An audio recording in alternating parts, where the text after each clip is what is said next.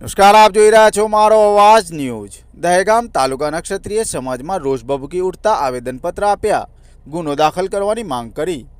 દહેગામ તાલુકામાં રોષ ભભૂકી ઉઠતા યુવા વિકાસ ક્ષત્રિય સંગઠને દહેગામ પોલીસ સ્ટેશન પીઆઈ અને મામલતદારને આવેદનપત્ર આપી રજૂઆત કરેલ કે રાજકોટ લોકસભા બેઠકના ઉમેદવાર પૂર્વ કેન્દ્રીય મંત્રી પરસોત્તમ રૂપાલાએ એક સભામાં ભાષણમાં ક્ષત્રિય સમાજની દીકરીઓને ઠેસ પહોંચે તેવી નિંદનીય ભાષામાં સવાલ ઉચ્ચારણ કરતા બે કોમ વચ્ચે વૈમનસ્ય તંગદિલી ફેલાવવાની વિવાદાસ્પદ ટિપ્પણી કરતા ગુજરાતમાં ક્ષત્રિય સમાજમાં રોષ ભભૂકી ઉઠ્યો છે। ક્ષત્રિય સમાજે રાજકોટમાં ચૂંટણી સભામાં આચારસંહિતાનો ભંગ પરસોત્તમ રૂપાલાએ માફી માંગી હતી, છતાં ક્ષત્રિય સમાજે આ વિવાદાસ્પદ નિવેદનને વખોડી કાઢ્યું હતું।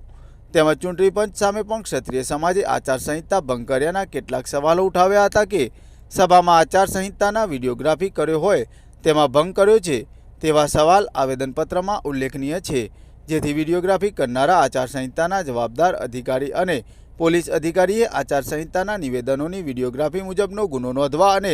દહેગામ તાલુકા યુવા વિકાસ ક્ષત્રિય સમાજે દહેગામ તાલુકા મામલતદાર અને પોલીસ અધિકારીને આવેદનપત્ર આપી રજૂઆત કરી હતી। આજ રોજ યુવા ક્ષત્રિય વિકાસ સંગઠન અને દહેગામના તમામ ક્ષત્રિય સમાજના આગેવાનો ભેગા થઈને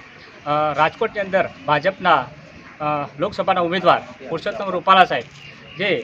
સમાજની અંદર અન્ય સમાજના અંદર જો ભાષણબાજી કરી રહ્યા હતા, એમાં ક્ષત્રિય સમાજના લાગણી દુભાય એવા શબ્દો રાજા મહારાજાઓ વિશે જે રોટી અને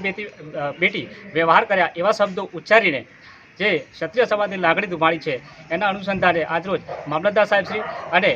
દહેગામ પીએસ સાહેબશ્રીને જાણ કરીને આચારસંહિતાનો ભંગ કર્યો એ બદલ આજે આપણે ફરિયાદ માટે એકત્રિત થઈને સમગ્ર ક્ષત્રિય સમાજ આ અંગે પરસોત્તમ રૂપાલા વિરોધની અંદર કોઈ ફરિયાદ બરિયાદ કરેલી? આ અંગે હાલ અમે સમગ્ર ગુજરાતમાં આનો રોષ ભૂપકી ઉઠેલો છે। સમગ્ર ગુજરાતમાંથી દરેક જગ્યાએથી દરેક તાલુકામાં જિલ્લામાં ફરિયાદ નોંધવા